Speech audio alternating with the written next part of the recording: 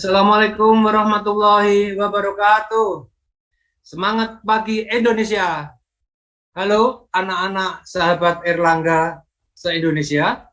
Selamat datang di Erlangga Classroom. Erlangga Classroom adalah layanan persembahan penerbit Erlangga yang akan membantu sahabat-sahabat Erlangga belajar bersama selama masa pembelajaran jarak jauh di masa pandemi ini. Di masa pandemi ini, ingat ya, jangan melupakan protokol kesehatan. Mencuci tangan ya, selalu dan memakai masker dan menjaga jarak dalam kerumunan. Jadi, hindari kerumunan, jaga jarak dengan orang-orang lain. Oke, semoga para siswa, sahabat Erlangga, sehat-sehat semua. Salam sehat. Tetap semangat. Sahabat-sahabat Erlangga, hari ini bersama saya, Pak Pristiadi Utomo, kita akan belajar fisika, khususnya materi getaran dan gelombang. Materi ini adalah untuk anak-anak sahabat Erlangga, jenjang SMK, khususnya kelas 10. Jadi selama acara berlangsung, para siswa sahabat Erlangga bisa bertanya di kolom komentar, bisa ikut menjawab. Nanti kalau ada persoalan dari Pak Pris di kolom komentar. Dan selamat mengikuti, selamat belajar, tetap semangat. Mari kita mulai, kita simak bersama. Pak Pris mau menayangkan tayangan PowerPoint tentang getaran dan gelombang.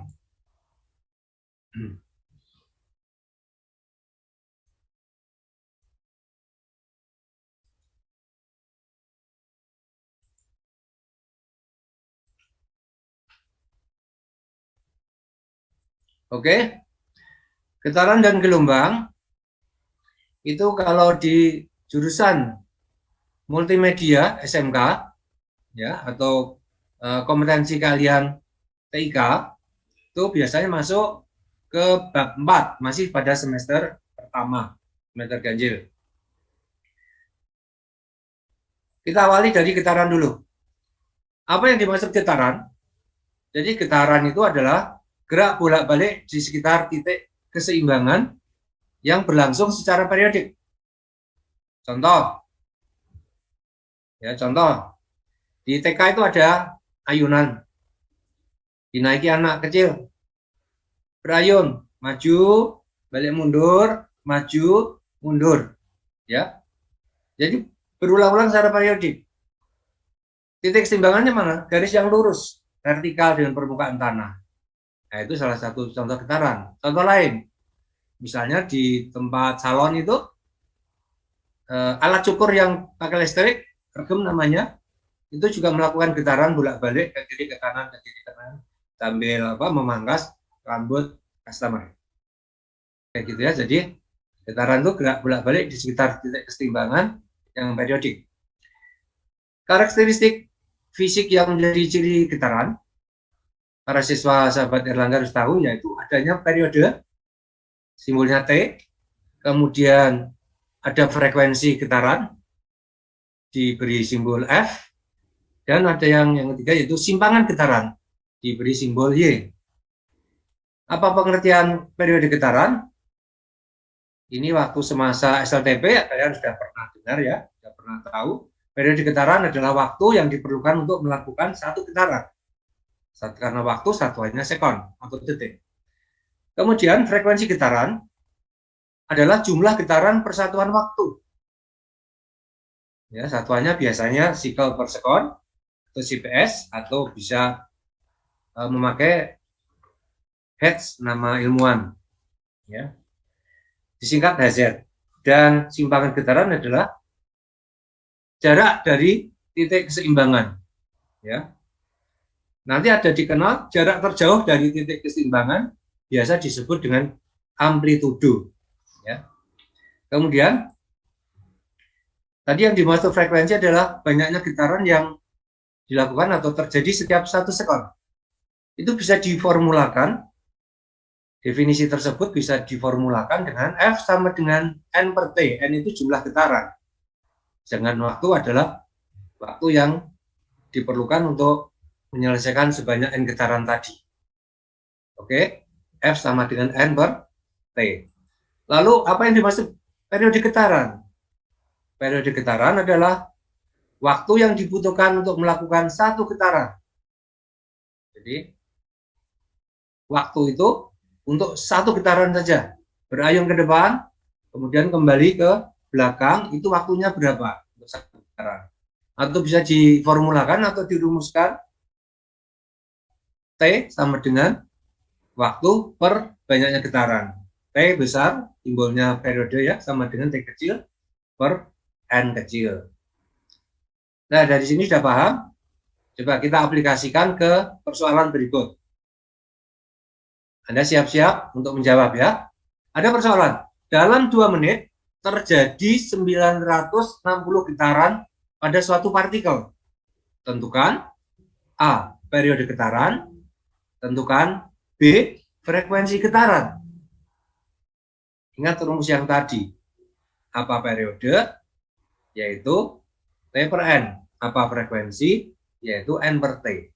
Silakan dijawab hasilnya saja di kolom komentar. Ya.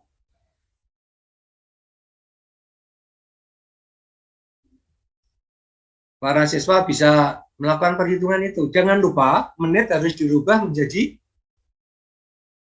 ya siapa ingat, dirubah menjadi satuan sistem internasional dari waktu adalah sekon atau detik ya. 2 menit dirubah dulu menjadi detik, baru bisa dimasukkan ke formula atau rumus yang ada untuk periode atau frekuensi. Oke, sudah ditulis semua jawabannya. Yang A berapa sekon, yang B berapa hertz. Lalu lanjutkan. Dalam teori fisika, konsep fisika yang mudah untuk dilakukan di laboratorium atau di kehidupan sehari-hari, biasanya untuk contoh getaran kita pakai ayunan bandul sederhana atau sering disebut pendulum. Pendulum yang dulu waktu kecil suka baca komiknya Profesor Kalkulus ya. Siapa? Tintin itu. Profesor Kalkulus selalu membawa pendulum. Ya. Pendulum berayun dari kanan ke kiri, kanan ke kiri, kanan ke kiri. Ya, dari titik tertentu, titik A melewati B keseimbangan sampai ke amplitudo lagi C, kembali ke keseimbangan B. Kemudian sampai amplitudo awal tadi A, itu disebut 1 getaran ya. Yang rumusnya apa tadi untuk 1 getaran, kalau diketahui waktu kita bisa menghitung periode T sama dengan T kecil N. Kalau frekuensinya jumlah getaran per waktu yaitu F sama dengan N per T. Oke, berikutnya adalah contoh tentang getaran yang paling mudah ditemukan pada sistem ayunan pegas. Pegas getar. Ayunannya biasanya bisa vertikal, bisa horizontal. Perhatikan gambar tayangan ini. Ada pegas panjang awalnya LO. Ingat ya, waktu masih di bab 3 sifat mekanik bahan, panjang awal pegas LO atau L0. Kemudian kalau dia diberi beban ujungnya, pasti merenggang. Terjadi pertambahan panjang, renggangan ya. Panjang akhirnya disebut LT. Selisih antara LT dikurangi L0 kita sebut delta L atau pertambahan panjang. Ya. Di situ sudah berlaku hukum Hooke bahwa W-nya beban itu pasti sama dengan F gas yang menahan, yaitu yang F sama dengan K kali delta L. Ya. Sedangkan W tadi apa? M kali G. Ya. Ujung pegas itu kita namakan titik keseimbangan sewaktu ada bebannya. Nah, kalau kemudian beban ditarik ke bawah, itu berarti beban memberikan pegas itu sejumlah amplitudo atau A, simpangan maksimum. Kalau beban dilepas, pasti pegas akan mengangkat beban, melewati titik keseimbangan, akan menekan pegas, kemudian sejauh amplitude juga. Terus gerak itu akan berulang-ulang ke bawah, ke titik timbangan, ke atas, ke bawah, dengan asumsi para siswa sahabat Erlangga bahwa gravitasi ditiadakan. Jadi dianggap tidak ada gravitasi. Jadi itu gerakan ayunan itu, getaran selaras namanya, tidak akan berhenti-berhenti kecuali ada gaya lain yang menghentikan gerakan beban atau pegas itu, ya. Oke, contoh yang lain adalah, maksud Pak Pres ini plat, ya, plat sederhana. Plat seperti penggaris, ya, penggaris kita luruskan, kita jepit, lalu kita serong, kita kasih amplitude sampai titik A, kita lepas, akan melewati titik seimbang sampai titik B, kemudian kembali seimbang sampai maksimum amplitude dan seterusnya. Tanpa adanya gravitasi, gerak getaran selaras itu akan berlangsung terus-menerus. Plat ini bisa digetarkan vertikal maupun horizontal, ya. Yang disebut satu getaran plat adalah misalnya dari titik K menuju L, menuju M, kembali ke L, dan berhenti di K. Itu satu getaran. Oke? Sekarang, sahabat Erlangga, kita lebih mendalam ke tingkat lanjutan atas bahwa ayunan sederhana punya konsep periode maupun frekuensi yang berbeda kalau pada data itu tidak dihitung waktu dan jumlah getaran. Jadi perhatikan pada gambar ini ada benang, sebut aja benang tali, ya, panjang L, panjang lepas. Apa yang terjadi? Si beban itu akan mengadakan getaran selaras, gerak harmonik sederhana, ya, gerak harmonik sederhana atau getaran selaras, bolak-balik, ya. Nah, untuk periode yang tadi bisa dihitung lewat T per N, ini ada pembuktiannya, nggak perlu Pak Pres sampaikan di sini. Jadi kalian ketahui bahwa periodenya itu bisa langsung dihitung sama dengan 2pi, pi itu 3,14 atau 22/7, kali akar L per G, L panjang tali, G percepatan gravitasi bumi di tempat itu, ya. Jadi hasilnya sama kalau dihitung T per N dengan 2pi akar L per G, satuannya sekon. Kemudian frekuensi itu hubungannya dengan periode adalah F sama dengan 1 per T, atau T sama dengan 1 per F. Berarti F itu 1/2pi akar L per G, jadinya 1/2pi akar G per L. Ini rumus periode frekuensi untuk ayunan sederhana. Nah, kalau untuk getaran pegas maupun plat, ya, bagaimana itu periode dan frekuensinya? Kan tidak ada panjang tali. Oke, ini tanpa pembuktian awal kita terima bahwa periode untuk pegas maupun plat bisa dihitung lewat rumus T sama dengan 2pi akar M per K.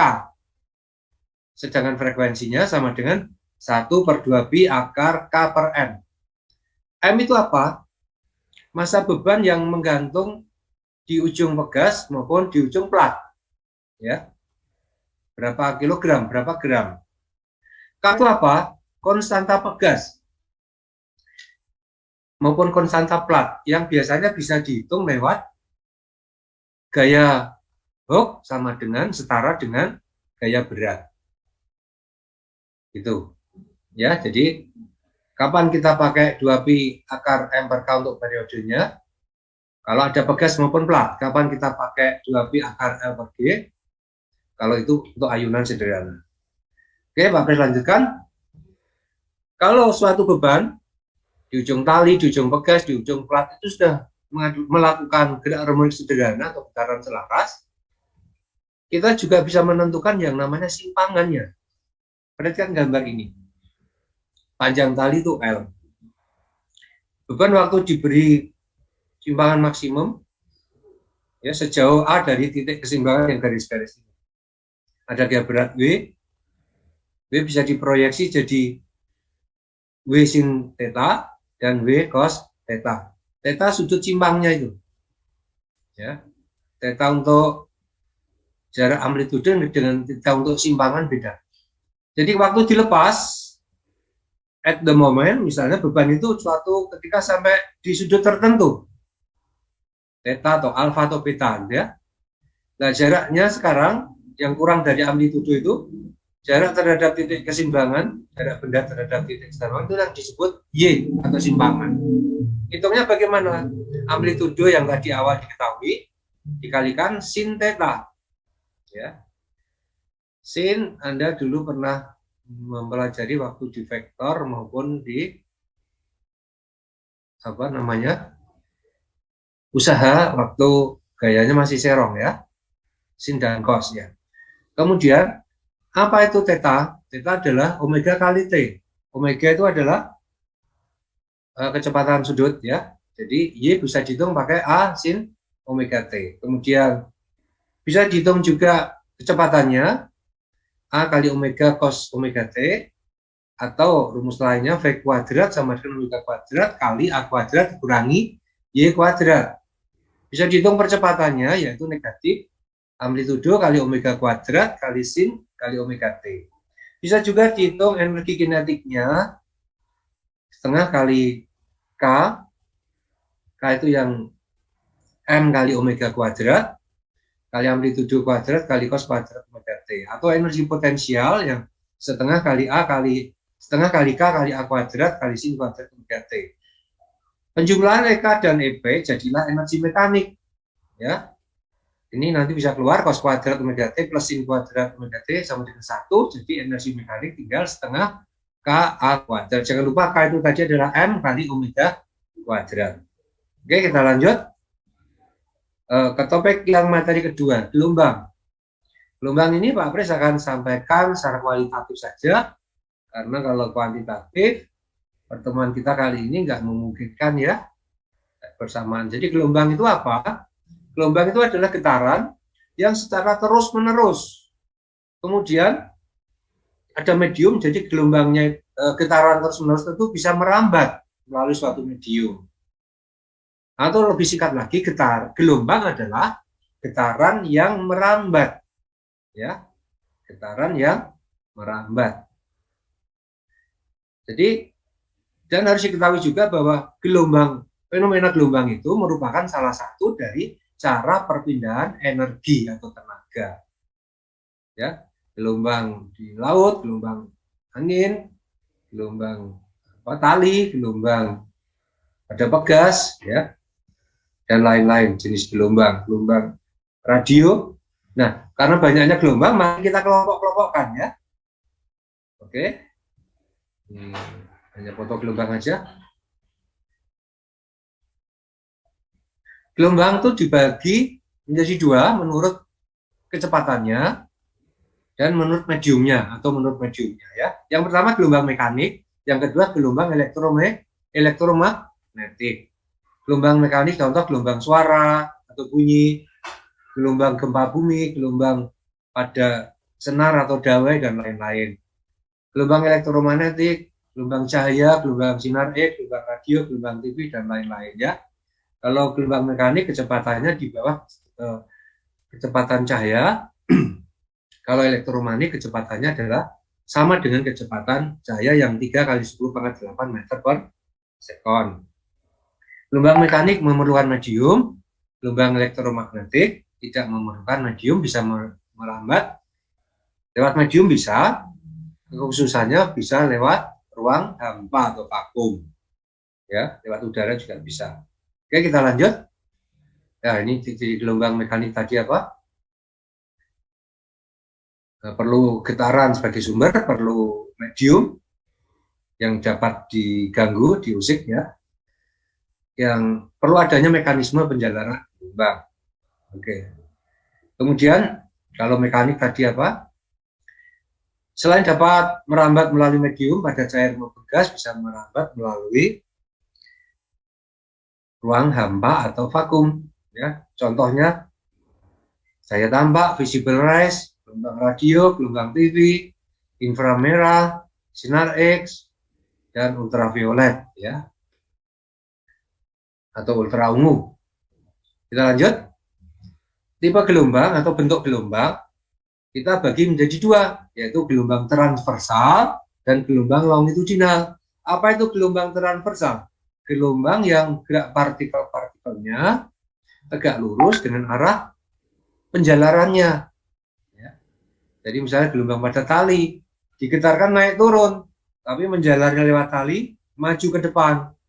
Naik dan turun dan maju ke depan adalah saling tegak lurus.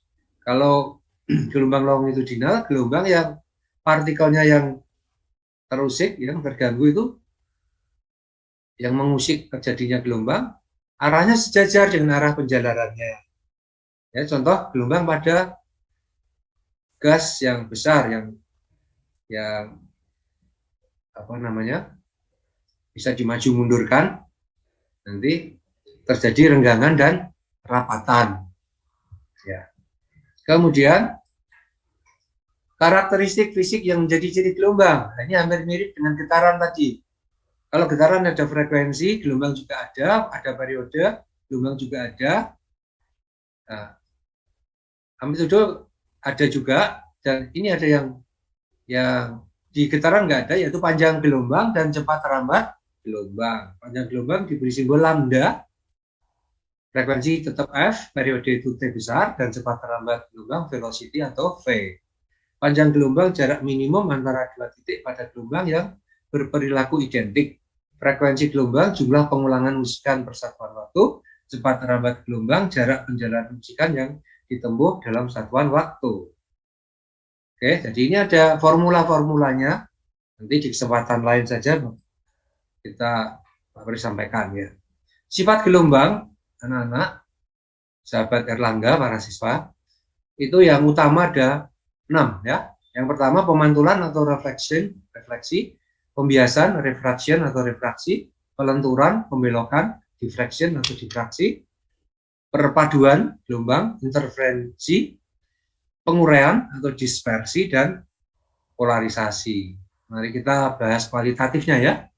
Pemantulan atau refleksi, contoh untuk menghitung dasar laut itu berapa dari kapal dipancarkan gelombang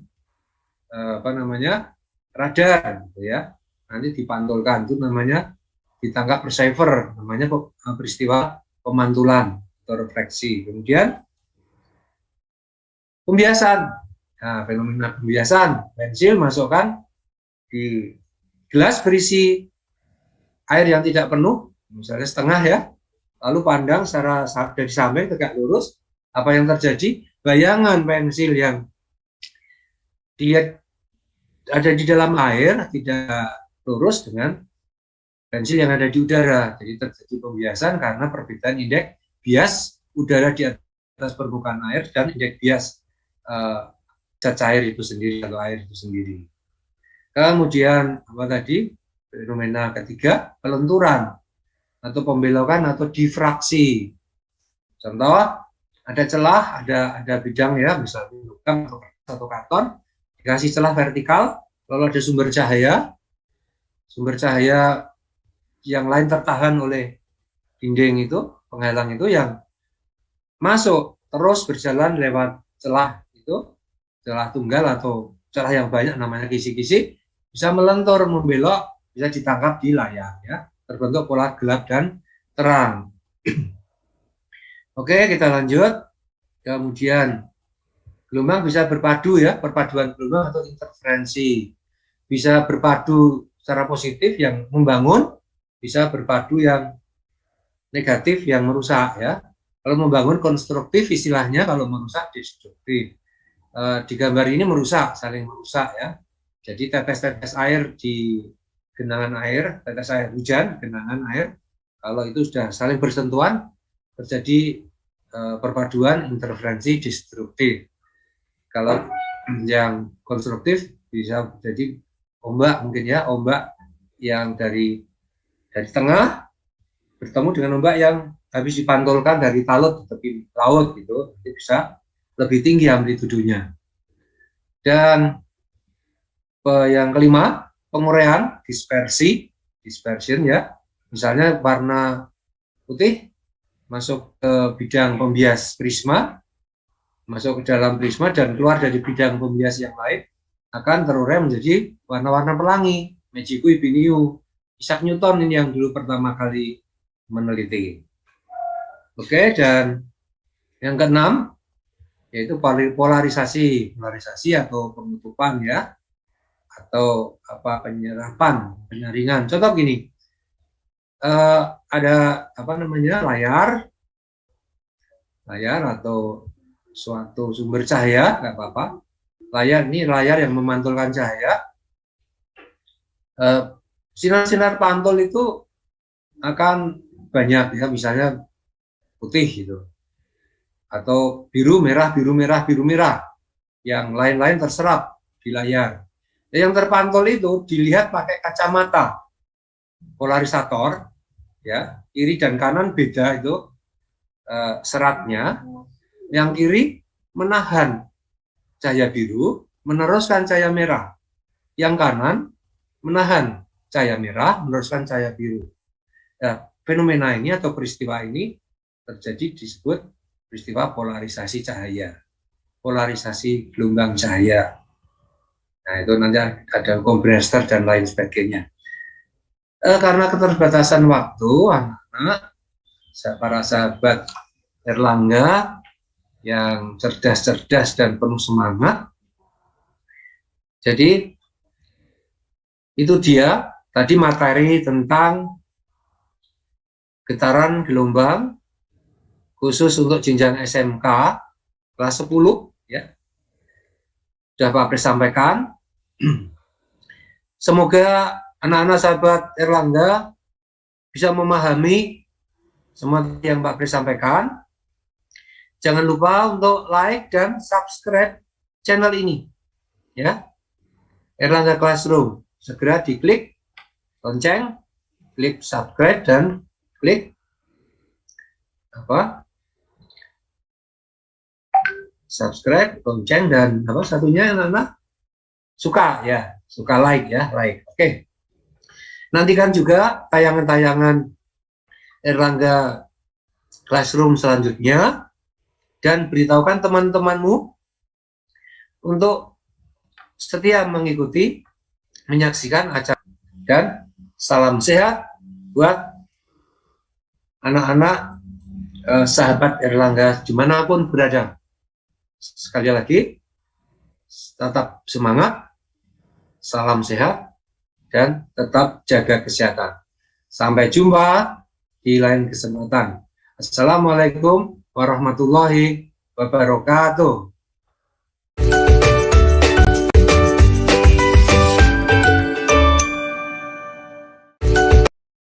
Pak Pres undur diri. Dadah.